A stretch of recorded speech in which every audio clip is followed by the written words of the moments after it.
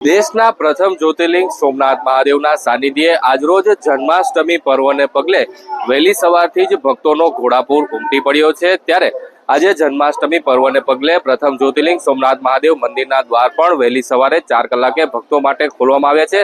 ત્યારે તમે આ દ્રશ્યો જોઈ શકો છો કે ભક્તોનો માનવ સાગર વહેલી સવારથી જ છલકાયો છે। ત્યારે સમગ્ર દિવસ દરમિયાન સોમનાથ મહાદેવ મંદિર ખાતે પણ વિવિધ કાર્યક્રમોનું આયોજન કરવામાં આવ્યું છે। આ ઉપરાંત સોમનાથ મહાદેવને વિશેષ શૃંગાર પણ કરવામાં આવશે, તેમજ હાલ પાગ પૂજા પણ મહાદેવને કરવામાં આવશે અને સંધ્યા આરતી સમયે પણ વિશેષ શૃંગાર કરવામાં આવશે। આ સિવાય વહેલી સવારથી જ 4 કલાકથી ભક્તોની લાંબી કતારો લાગતા સમગ્ર મંદિર પરિસર જય સોમનાથ અને હર હર મહાદેવના નાદથી ગુંજી ઉઠ્યું હતું।